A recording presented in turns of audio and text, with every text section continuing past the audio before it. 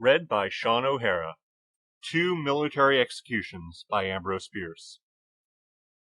In the spring of the year 1862, General Buell's big army lay in camp, licking itself into shape for the campaign which resulted in the victory at Shiloh.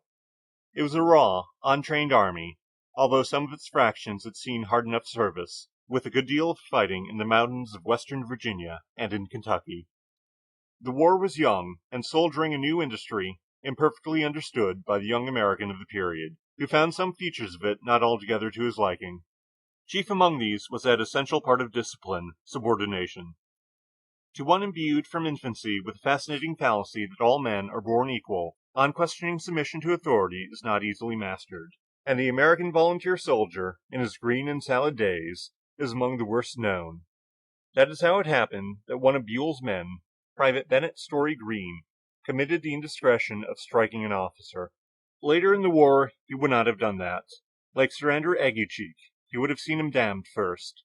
But time for reformation of his military manners was denied him.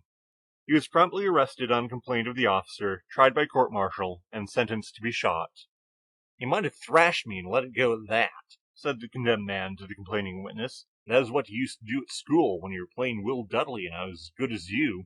Nobody saw me strike you. Discipline would not have suffered much." "Ben Green, I guess you're right about that," said the lieutenant. "Will you forgive me? That is what I came to see you about."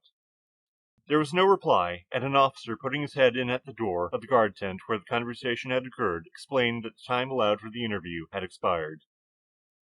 The next morning, when in the presence of the whole brigade, Private Green was shot to death by a squad of his comrades, Lieutenant Dudley turned his back upon the sorry performance and muttered a prayer for mercy in which he himself was included. A few weeks afterwards, as Buell's leading division was being ferried across the Tennessee River to assist in succoring Grant's beaten army, night was coming on, black and stormy. Through the wreck of battle, the division moved, inch by inch, in the direction of the enemy, who had withdrawn a little to reform his lines. But for the lightning, the darkness was absolute. Never for a moment did it cease, and ever when the thunder did not crack and roar, were heard the moans of the wounded among whom the men felt their way with their feet, and upon whom they stumbled in the gloom. The dead were there too. There were dead aplenty. In the first faint gray of the morning, when the swarming advance had paused to resume something of definition as a line of battle, and skirmishers had been thrown forward, word was passed along to call the roll.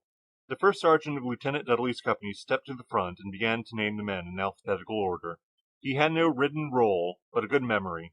The men answered to their names as he ran down the alphabet to G. "Gorham?" "Here." "Grayrock?" "Here." The sergeant's good memory was affected by habit. "Green?" "Here." The response was clear, distinct, unmistakable. A sudden movement, an agitation of the entire company front, as from an electric shock, attested the startling character of the incident. The sergeant paled and paused. The captain strode quickly to his side and said sharply, "Call that name again."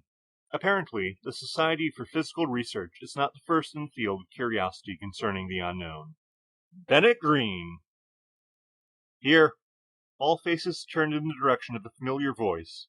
The two men between whom, in the order of stature, Green had commonly stood in line turned and squarely confronted each other. "Once more," commanded the inexorable investigator, and once more came, a trifle tremulously, the name of the dead man. "Bennett Story Green?" "Here." At that instant a single rifle shot was heard, away to the front, beyond the skirmish line, followed, almost attended, by the savage hiss of an approaching bullet, which, passing through the line, struck audibly, punctuating, as with a full stop, the captain's exclamation, "What the devil does it mean?" Lieutenant Dudley pushed through the ranks from his place in the rear.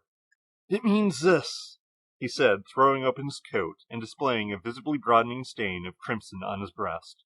His knees gave way, he fell awkwardly, and lay dead. A little later the regiment was ordered out of line to relieve the congested front, and through some misplay in the game of battle was not again under fire. Nor did Bennett Green, expert in military executions, ever again signify his presence at one. End of Two Military Executions.